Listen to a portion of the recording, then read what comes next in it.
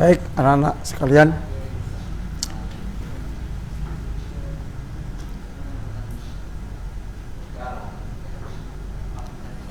kita mulai. Assalamualaikum warahmatullahi wabarakatuh.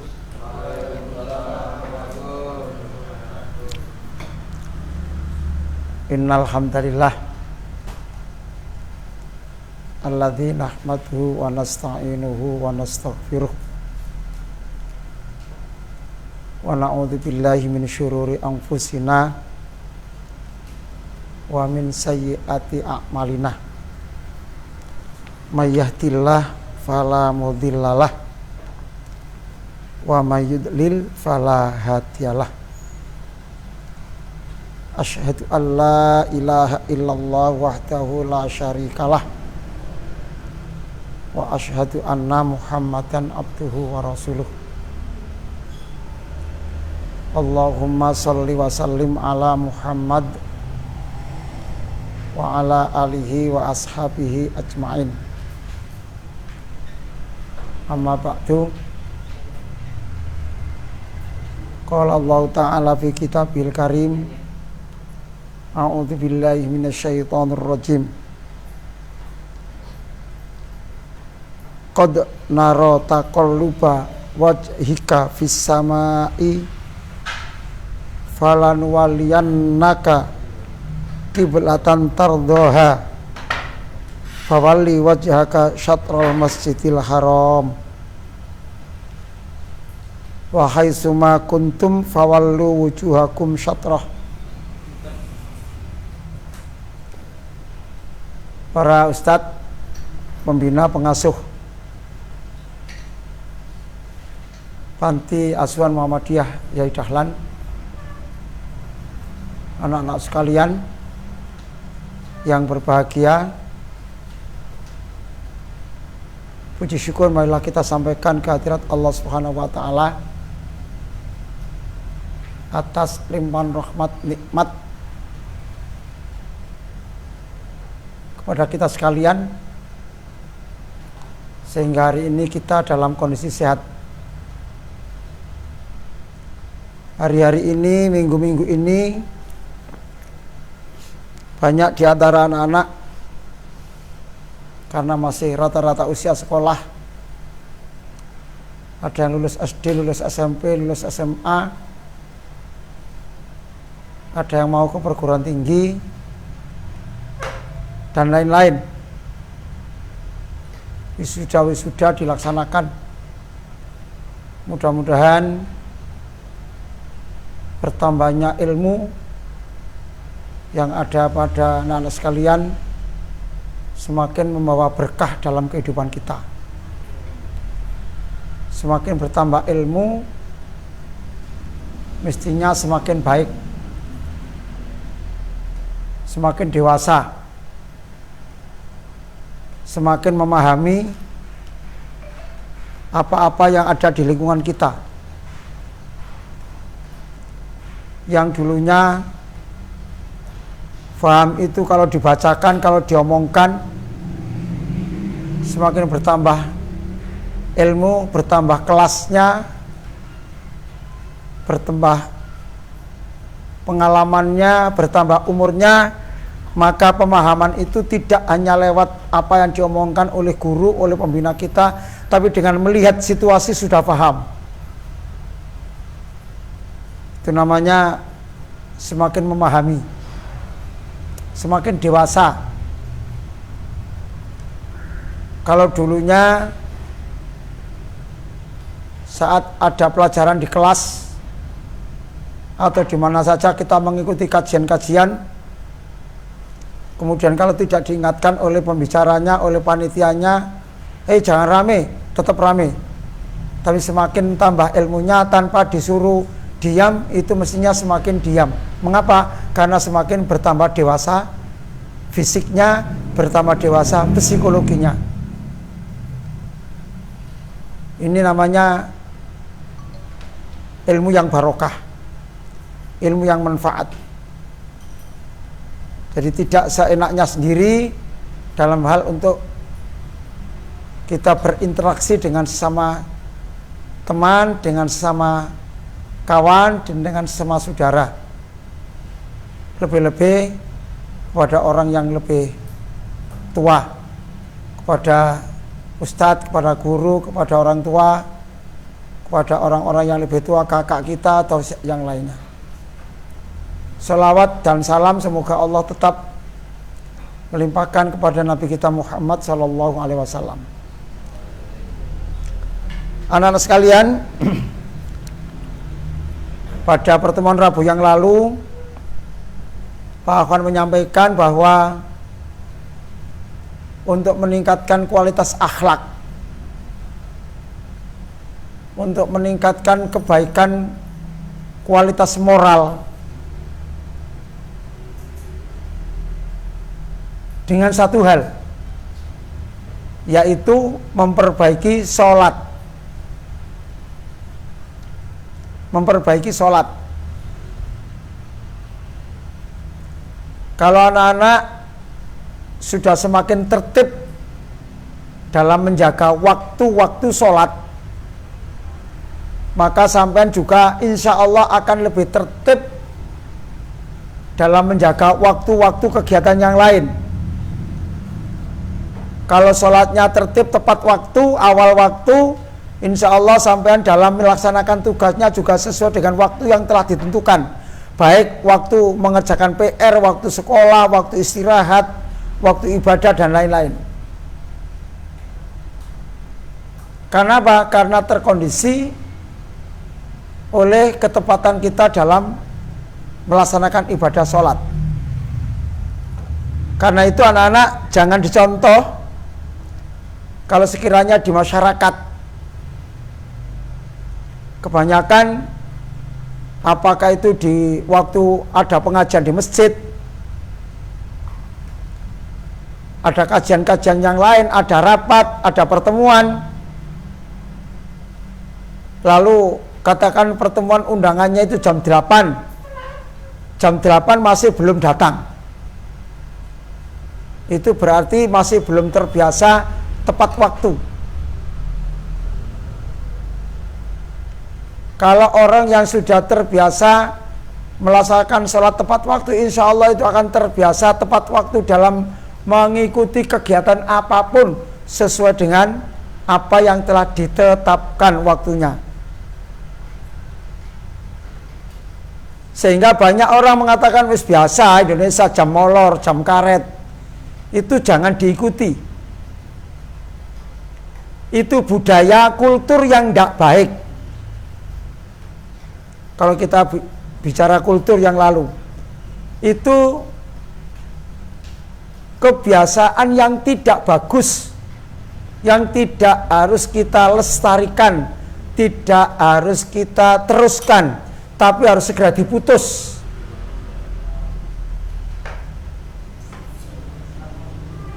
Kadang-kadang di tengah masyarakat, misalnya undangan jam 8, misalnya apakah itu rapat IPM, rapat Karang Taruna di kampung, rapat apa saja misalnya ini, kemudian karena ditetapkan jam 8 yang datang masih sedikit, lalu ada yang usul mari kita mulai, kemudian ada yang mengatakan gak enak Pak, yang datang masih sedikit, kasihan yang belum datang. Kasihan yang belum datang. Artinya apa? Lebih menghormati yang tidak tepat waktu daripada yang tepat waktu. Mestinya apa? Pak, kita mulai karena undangannya jam 8, ini sudah jam 8, kasihan yang sudah datang lebih dulu.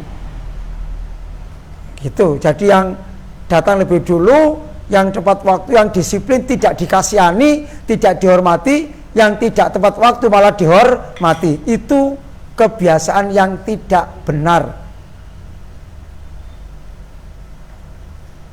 dari waktu, termasuk yang lain-lainnya kaitannya dengan sholat, dengan pelaksanaan sholat dan lain-lain. Nah, dalam kesempatan sore ini Pak Akhwan akan kembali untuk menyampaikan bagaimana pola sholat. Kalau yang dulu sudah saya sampaikan secara garis besar, artinya Pak Akhwan sampaikan bagaimana pola ibadah secara praktis.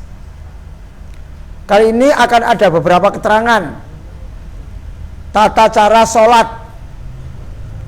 Tata cara sholat. Ya, jadi tata cara sholat sudah kita bicarakan, iya memang, tetapi ini lebih rinci lagi. Ya, karena itu temanya pada sore ini adalah tata cara sholat fardu.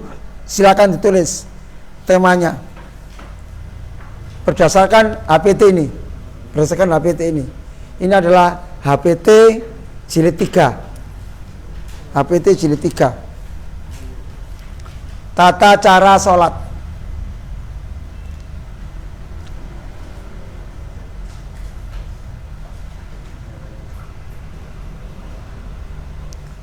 Yes. Nomor 1 itu tadi judulnya. Sekarang yang nomor 1.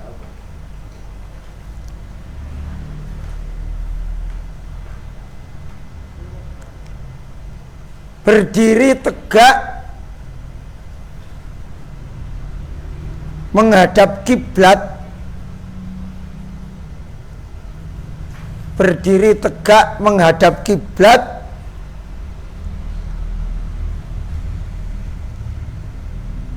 dan niat yang ikhlas karena Allah. Berdiri tegak menghadap kiblat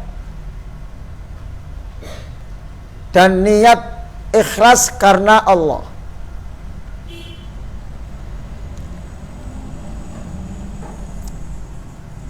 Oke.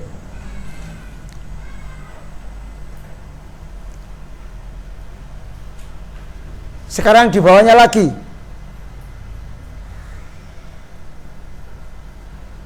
A. Menghadap kiblat.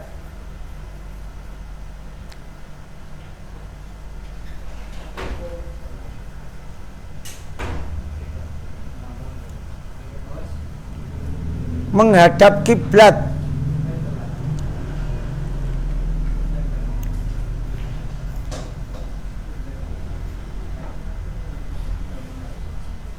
Bisa? Ini setelah ini nggak usah tulis keterangan ini. Apa yang dimaksud dengan menghadap kiblat? Anak-anak, di awal-awal Nabi kita Muhammad sallallahu alaihi wasallam menerima wahyu perintah untuk melaksanakan sholat, itu belum ditentukan menghadapnya kemana.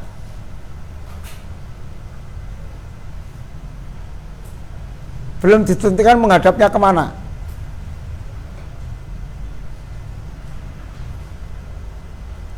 Kemudian banyak orang-orang yang terdahulu lalu melaksanakan sholat itu menghadap, ada yang ke Masjidil Haram, ada Masjidil Aqsa.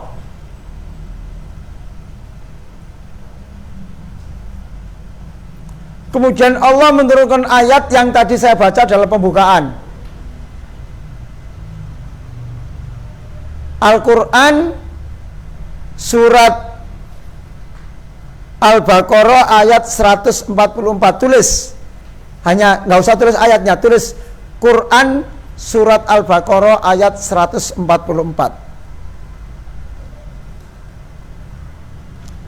Ini dasarnya untuk menghadap kiblat.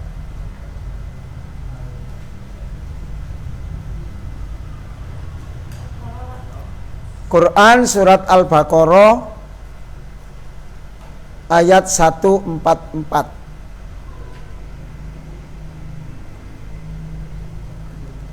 Saya baca ulang. Ayatnya begini. Qad nara taqalluba wajhika fis samai falanwalliyannaka kiblatan tardhaha.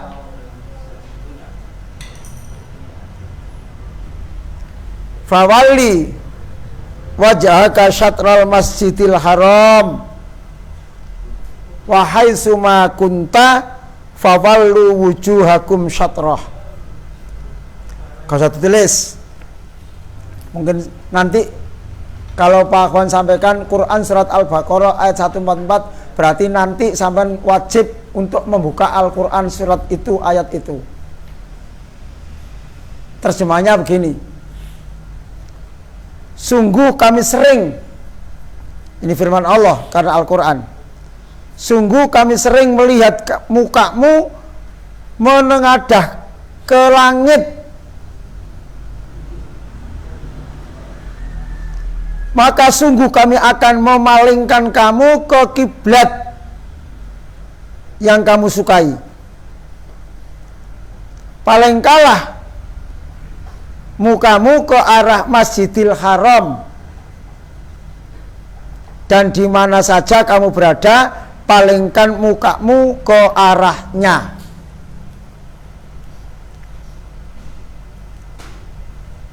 Maknanya bahwa kiblatnya orang Islam, wabil khusus ketika sholat, menghadapnya kemana, itu adalah menghadap ke Ka'bah.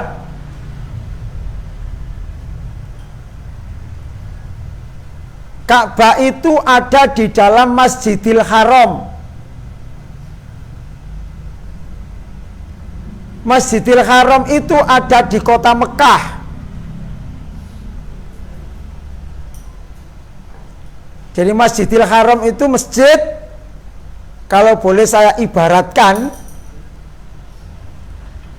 katakanlah lapangan Bangunsari. Di wilayah kita yang lapangannya cukup luas kan, Bangunsari ya, kira-kira begitu lah. Di tengah-tengah lapangan itu ada bangunan yang namanya Ka'bah. Lalu kiri kanannya Ka'bah itu tekelan. Kondisi saat ini tekelnya bukan keramik, tapi tekelnya kelihatannya marmer. Meskipun terik matahari di siang hari, itu kalau kita berinjak, kalau di sini siang hari kita nggak pakai sepatu kan panas kaki kita. Kalau di sana nggak pakai sepatu, ini dingin sekali kaki ini. Wallahu alam. Mungkin karena marmernya atau bagaimana, wallahu alam. Pokoknya tidak terasa panas ini. Kemudian sekelilingnya lapangan Bangunsari tadi, saya istilahkan lapangan Bangunsari.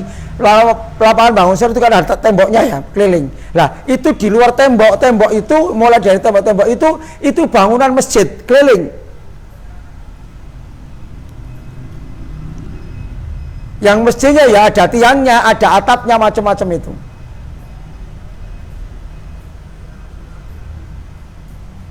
Orang kalau sholat,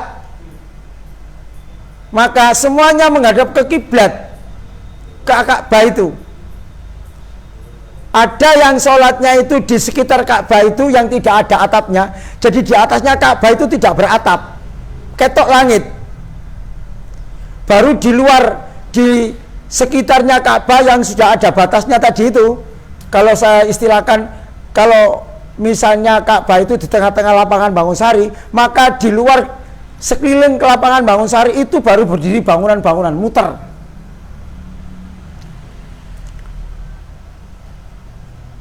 Nah, semua orang Islam yang sholat saat itu, baik ketika umroh atau ketika sekarang ini musim haji, itu sholatnya menghadap ke arah kiblat, ke arah Ka'bah.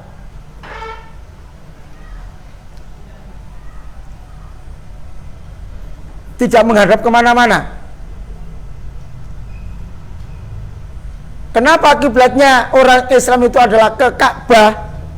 Itu adalah salah satu diantaranya supaya mempersatukan umat. Sementara kalau ada orang Islam yang mengatakan bahwa orang Islam itu syirik karena kalau sholat menyembah batu, karena Ka'bah itu kan batu, bangunan.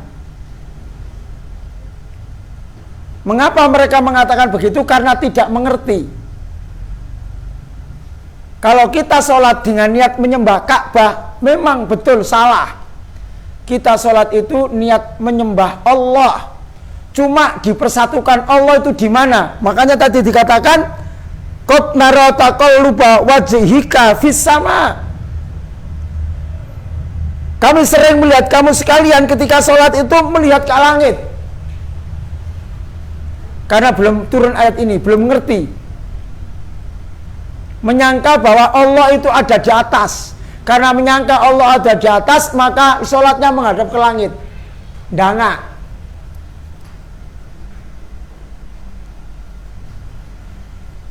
Kemudian turun ayat ini.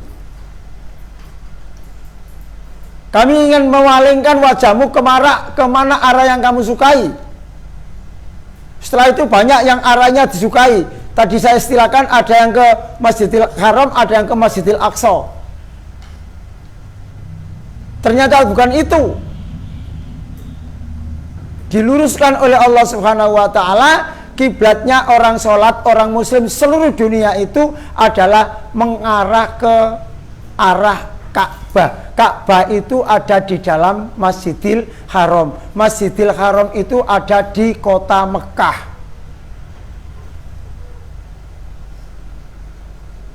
Maka arahnya ke, misalnya ini Ka'bah. Tiangnya HP ini, tiangnya kamera ini Ka'bah. Maka orang yang sholat di sini ya menghadap ke sini. Yang sini menghadap sini, saya menghadap sini.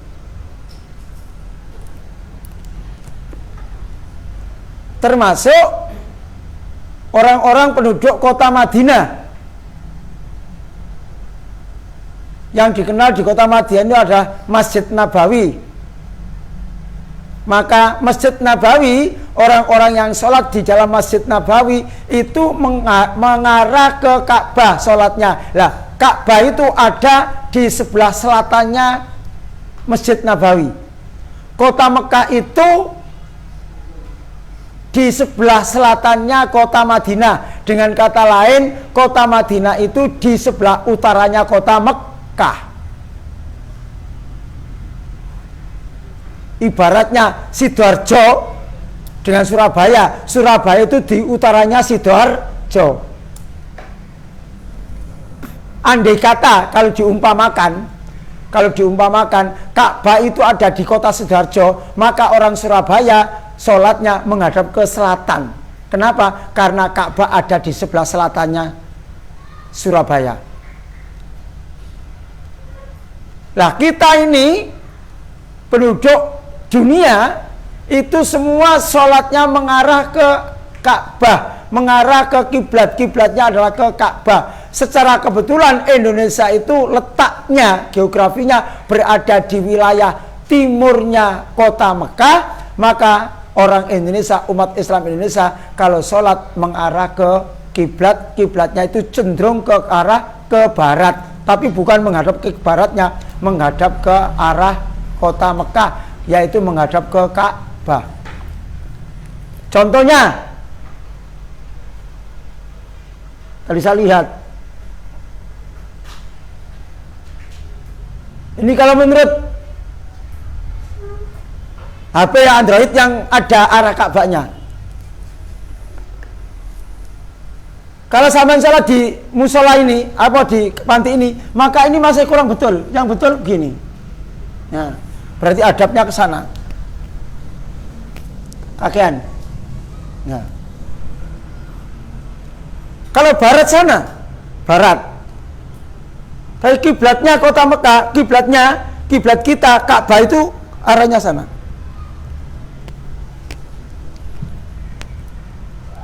Ini namanya kiblat. Ya. Oleh sebab itu menghadap kiblat itu sangat penting. Sangat penting. Tadi sudah saya bacakan ayatnya. Ada sebuah hadis Rasulullah sallallahu alaihi wasallam yang diriwayatkan oleh Imam Ahmad. Hadis riwayat Imam Ahmad. An Anasi Ibnu Malik qala kana Rasulullah sallallahu alaihi wasallam. Dari Anas, anak laki-lakinya Malik, dia berkata, karena Rasulullah sallallahu alaihi wasallam adalah Rasulullah sallallahu alaihi wasallam idza arada an yusalliya ara rahilatihi tatawuan istaqbalal kiblata fakabbaro lissolati.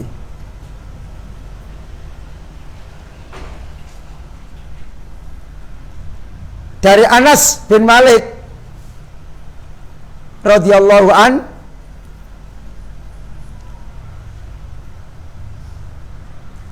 adalah Rasulullah sallallahu alaihi wasallam apabila hendak mengerjakan sholat,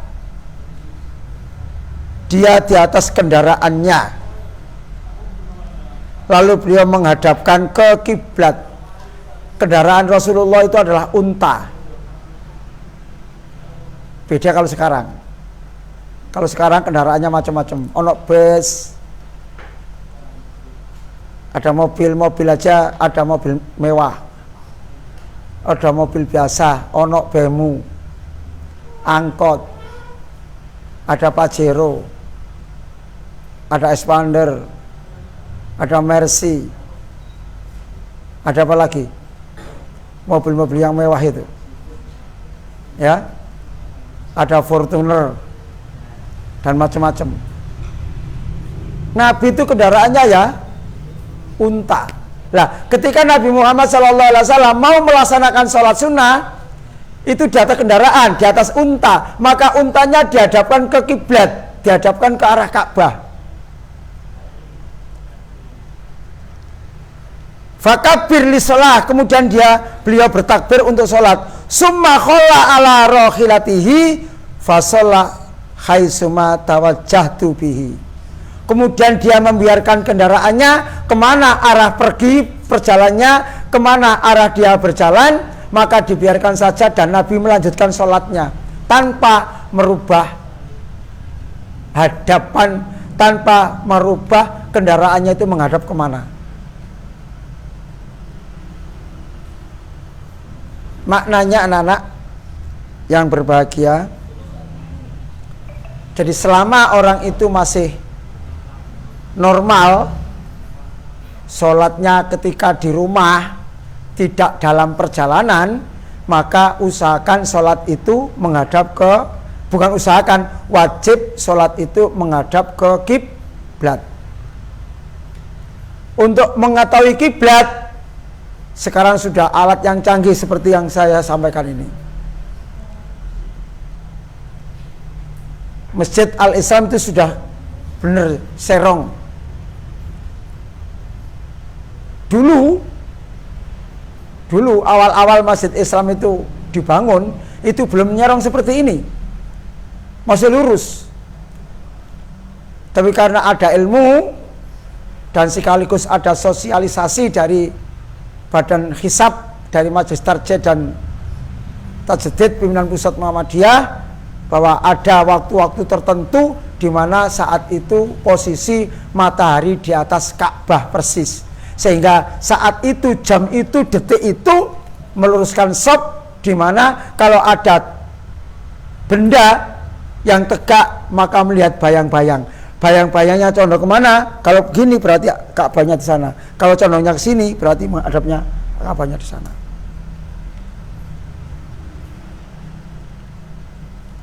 Kamu ojo main HP terus loh. Nah, ayo. Gurunya di sini, gurunya bukan di bawah. Nawas. Ya. Pak Afwan di sini, bukan di situ. Nanti biar paham.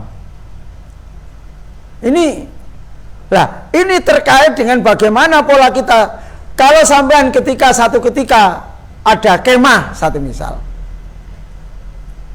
lalu dalam perkemahan itu tidak ada musolanya, tidak ada pendapannya, tidak diketahui kemana arah kiblatnya, maka sampean boleh menggunakan HP melihat arah Ka'bah itu. Kalau kebetulan di hotel, di penginapan, sekarang ini walaupun hotelnya itu bukan milik orang Islam, itu karena yang sering nyewa itu banyak orang Islam, maka disediakan, biasanya dikasih alat untuk penunjuk arah kiblat gitu. Sehingga tahu, bisa di atas taring-taring atau plafon itu biasanya ada. Kalau ada itu ya ikuti itu. Kalau tidak ada, kemudian kita masih belum tahu kemana arah kiblat, maka kita perkirakan. Tidak tahu arah kiblat, tidak membawa alat, nggak bawa HP, kalau penunjuk blas, ya kita pikir kira-kira perasaan saya kiblat itu sana Pak, ya kita sholat menghadap ke sana. Malam satu misal, tahu-tahu pagi matahari di sana, loh berarti mabengnya aku sholat isya, sholat subuh gak ero, ngedep ngidul satu misal. Ya enggak apa-apa. Apakah diterima? Diterima karena kita tidak tahu. Setelah tahu, kalau pagi-pagi ternyata matahari di sana, berarti kiblat itu ke arah sana satu misal. Itu pun juga belum tentu persis seperti tadi ini. Tetapi niat kita tetap menghadap ke arah kiblat, menghadap ke arah Ka'bah. Untuk apa? Ka'bah itu adalah untuk mempersatukan seluruh umat Islam di seluruh dunia. Tidak sama anak-anak dengan orang-orang pemeluk yang lainnya. Lihat, orang-orang yang lain, apakah itu orang Nasrani, apakah itu orang Yahudi, apakah itu orang Buddha, orang Hindu, dan lain-lainnya. Itu kalau sembahyang, mereka hadapnya bermacam-macam, tidak ada sebuah kesatuan.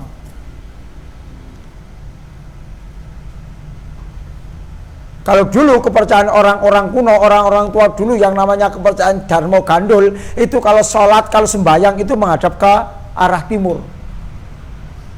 Sembahyangnya me isuk tok. Tidak seperti sholat kita, sembahyangnya pok nginang ini tok, mbuh apa sing dilakoni. Kita juga nggak tahu. Tapi kalau sembahyang itu mengarah atau menghadap ke timur. Lah umat Islam kalau sholat menghadap ke arah kiblat.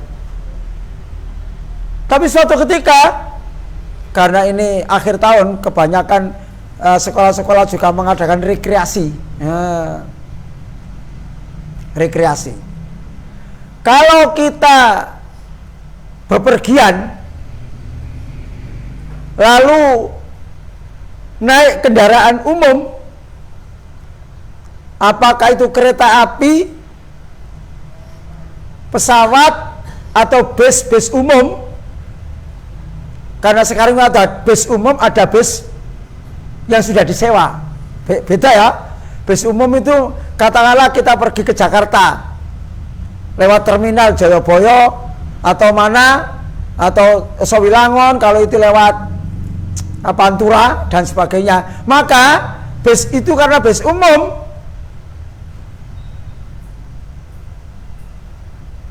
maka kita sholat, ketika mau mulai sholat, jangan sampai katakanlah bus umum itu kita pergi ke Makassar atau kita pergi ke Mataram, berarti arahnya arah ke timur. Kita nggak usah, misalnya mau sholat, lalu posisi tempat duduknya diputar dulu, menghadap kiblat dulu, nggak usah. Ya, mana kendaraan itu mengarah, ya kita ikut mengarah itu, duduk katakanlah sana, jalan sana, ya sudah di sini aja. Tapi kalau kendaraan itu kendaraan pribadi atau kendaraan umum tapi sudah disewa, sudah disewa SMP Muhammadiyah 11, motor ke Bali, tapi sudah nyewa bus 2 atau bus 3, maka kalau mau sholat, karena itu adalah untuk rombongan kita, maka panitianya atau salah satu gurunya minta kepada Pak sopir untuk bisa berhenti di masjid yang dekat dengan jalan raya. Untuk apa? Untuk melaksanakan sholat. Tapi kalau kereta api tadi, tidak ada orang itu nyewa kereta api. Sulit kan? Charter kereta api tidak ada, yang ada cuma charter gerbong kereta api, 1 gerbong, 2 gerbong, iya. Tapi kalau seluruh gerbong itu disewa, hampir tidak ada. Karena hampir tidak ada, maka di kereta api itu tidak bisa kita mengajak atau memerintahkan kepada masinis itu untuk berhenti di pinggir jalan yang ada masjidnya. Nggak bisa. Kalau kereta api itu berhenti, ya paling-paling berhenti di stasiun. Itu pun berhentinya tidak lama. kira-kira hanya menaikkan penumpang atau menurunkan penumpang atau bergantian rel sepurnya. Berhenti dulu, berhenti, baru sana jalan, kini jalan, baru jalan lagi. Nah, itu ketika sampai berhenti di stasiun itu, kemudian turun mau melaksanakan sholat dulu di musola yang ada stasiun itu, nggak bisa. Kenapa? Karena tidak nutup kemungkinan sampai akan ketinggalan. Bagaimana sholat di atas kereta api?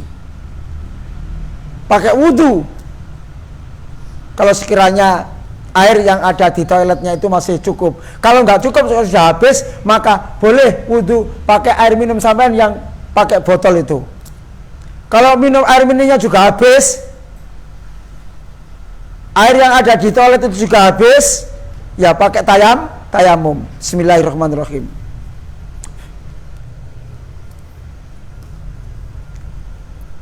Selesai. Allahu Akbar.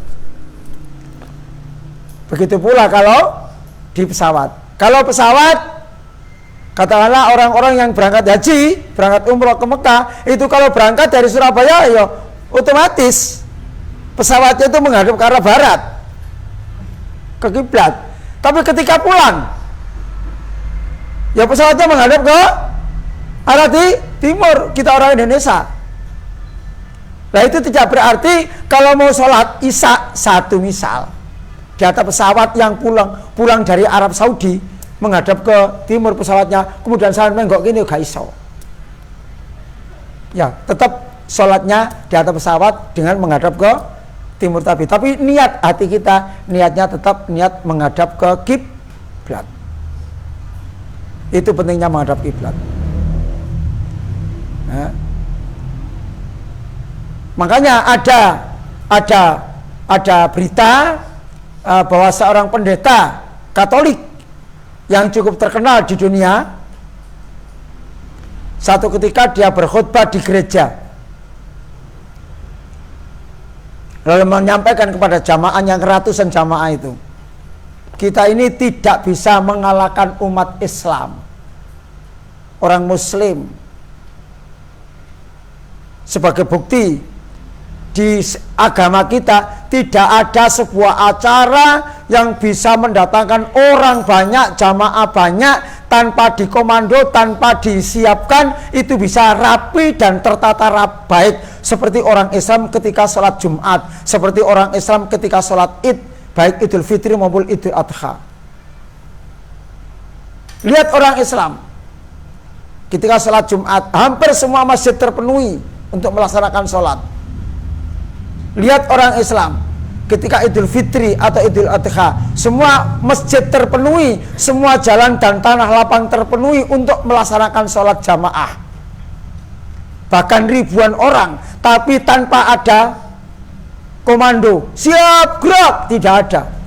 Paling-paling kalau sudah akan dimulai sholat, sawwakum, luruskan shaf, rapatkan shaf, hanya itu saja. Tapi begitu datang, itu mesti noto awake dhewe. Dan itu tidak ada dalam ajaran selain Islam. Kono wong ribuan orang, dan bahkan tidak ada acara spiritual, acara keagamaan, peribadatan yang bisa mendatangkan ribuan orang dengan pola dan cara yang begitu rapi, itu selain agama Islam. Tidak ada.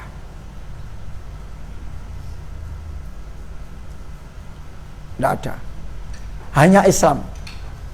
Agama Katolik, agama Hindu, agama Buddha, agama apa saja, belum ada acara seperti acara orang Islam, terutama kalau sholat Id, baik Idul Fitri maupun Idul Adha. Luar biasa. Kemarin itu Idul Fitri di Jakarta yang namanya JIS itu, JIS. Ya. Jakarta International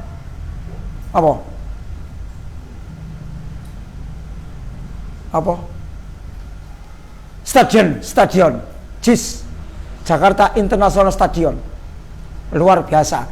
Begitu digunakan sholat Idul Fitri, karena 2 tahun tidak boleh melaksanakan sholat Id seperti itu karena COVID, lah kemarin sudah anggap aja bebas, maka yang datang bukan ribuan tapi jutaan orang. Dari dalam JIS itu sendiri penuh dan di luarnya juga penuh. Bahkan tekel keramik yang ada di luar JIS itu sudah diarahkan dengan barisan-barisan soft sholat. Tetapi yang menggunakan JIS itu tidak hanya umat Islam, orang lain pun boleh. Kalau orang lain tidak untuk sholat, untuk acara apa boleh, karena memang itu bukan masjid. Itu namanya JIS, Jakarta International Stadion. Luar biasa. Dan itu belum pernah ada orang non-muslim, apakah itu Nasrani, Katolik, Hindu, Buddha, lalu ada acara yang sebesar itu dengan rapi yang seperti itu. Itu disampaikan oleh seorang pendeta. Pada akhirnya menurut berita salah atau benar wallahu a'lam, maka semua jamaahnya saat itu pula juga ikut masuk ke dalam Islam, termasuk pendetanya. Luar biasa. Ini karena salah satu diantaranya apa? Umat Islam itu disatukan dalam hal berkiblat, menghadap arah ketika waktu melaksanakan ibadah spiritual, ibadah ritual yang namanya sholat. Ini sekalian. Kemudian saya lanjutkan sedikit, ya. Nah ini, orang yang berkendaraan pribadi atau menyewa kendaraan yang dapat diatur pemberhentiannya apabila hendak sholat, maka ia hendaknya berhenti dan mencari tempat sholat seperti di masjid atau musola atau yang terdapat di SPBU, di pom-pom bensin. Kalau sampai misalnya bepergian hanya satu keluarga, satu mobil kecil, lalu dalam perjalanan itu sudah masuk waktu sholat, lalu mencari masjid sulit, maka sekarang ini hampir setiap pom bensin itu ada toiletnya dan ada musolanya. Hampir setiap, ya, hampir setiap, baik pom bensin itu di luar kota maupun di dalam kota, mesti ada toiletnya, mesti ada musolanya, mesti ada. Karena itu manfaatkan itu. Cuman ada yang musola itu atau toiletnya itu bayar, atau nggak bayar. Itu sudah menjadikan free-nya dari orang-orang yang mau ngisi bensin. Cuman dikasih kotak untuk infak. Ya kalau ada kotak infak ya isilah infaknya berapapun. Ya, berapapun. Ini anak sekalian, jadi orang-orang yang itu. Kemudian orang yang sakit dan tidak bisa bergerak banyak. Nah, ini ya, orang yang sakit dan tidak bisa bergerak banyak, maka ia sholat berbaring dan tidak perlu menghadap ke kiblat. Kemana menghadapnya? Ya, di mana dia berbaringnya itu menghadap kemana? Kenapa? Karena Islam itu tidak menyulitkan, Islam itu memudahkan. Jadi misalnya kita sakit, lalu matrasnya, dipannya, kasurnya itu menghadap ke selatan utara, menghadap ke ujung ngalor, ya sudah itu aja sholat, karena tidak boleh gerak banyak. Tapi kalau sekiranya sakitnya masih boleh bergerak, berarti oleh longgo, oleh tangi gitu ya. Kalau tidak bisa sholat dengan berdiri, sholat dengan duduk, maka kalau duduk ya usahakan duduknya tetap menghadap ke kiblat. Tapi kalau tidak bisa gerak, nggak boleh gerak oleh dokternya, karena kalau gerak akan mengakibatkan penyakitnya lama sembuhnya atau mungkin tambah kambuh, maka itu tidak boleh gerak. Tetap di situ saja dengan niat tetap hatinya niat sholat menghadap ke kiblat. Tapi posisinya tidak menghadap ke kiblat, tidak apa-apa. Karena apa? Karena ada kesulitan karena sakit tadi. Sekiranya tidak, ya bisa digunakan untuk itu. Ini sekalian, walillahil masyriqu, ini surat Al-Baqarah ayat 115. Kalau tadi 144, sekarang ini Al-Baqarah ayat 115. Walillahil masyriqu wal maghribu fa aynama tuwallu fasamma wajhullah innallaha wasi'un alim. Dan kepunyaan Allah lah timur dan barat, maka kemanapun kamu menghadap, disitulah wajah Allah. Sesungguhnya Allah maha luas rahmatnya, lagi maha mengetahui. Artinya lagi maha mengetahui. Kita ini mestinya maunya menghadap kiblat, tapi karena sakit nggak boleh gerak, maka tidak menghadap kiblat. Allah maha mengetahui, Allah maha penyayang. Itu maknanya kita harus menghadap kiblat. Jadi tidak boleh sholat tidak menghadap kiblat, kecuali tadi itu, kecuali kalau sakit, kecuali di atas kendaraan, ya, kecuali ketika kita tidak sakit tidak apa-apa tapi tidak tahu arah kiblat, no tengah sawah mergo kemah satu misal, nggak tahu, maka kita perkirakan kira-kira di kiblat, kira-kira kono loh, ya sudah menghadap ke sana. Besoknya, enggak, kiblat itu kono. Katakanlah ada orang penduduk situ, oh mana kiblatnya? Wis mari salat adep prono ngomongi kiblatin sana nak. Oh ya, besok kita robah. Karena sudah tahu. Ketika belum tahu, menghadap kemana saja Allah maha mengetahui. Allah maha mengetahui. Artinya apa? Insya Allah tetap diampuni oleh Allah dan diterima oleh Allah Subhanahu wa ta'ala. Dan sekalian, kesempatan pada siang hari ini, pada sore hari ini, ketika saya menyampaikan masalah menghadap kiblat, ya, ada yang tanyakan, silakan. Enggak kok ketane lemes terus ini, ya, ket pinggir ketane lemes terus. Kenapa? Ket mulai kemarin kok ketane lemes terus, ya, ya, gak apa-apa wis, ya, usahakan itu adalah termasuk gangguan setan, gitu ya. Jangan dituruti setan itu. Padha mek subuh ditangani sik ngalu sing ngantuk, iku setan, ojo dituruti, ya, ojo dituruti. Oke ya, sekian, kurang lebihnya kalau tidak ada yang tanya, sekian, kurang lebihnya mohon maaf. Kita akhiri dengan baca alhamdulillah dan doa kafaratul majelis. Alhamdulillahirabbil alamin. Subhanakallahumma wa bihamdika asyhadu an la ilaha illa anta astaghfiruka wa atubu ilaik. Wassalamualaikum warahmatullahi wabarakatuh.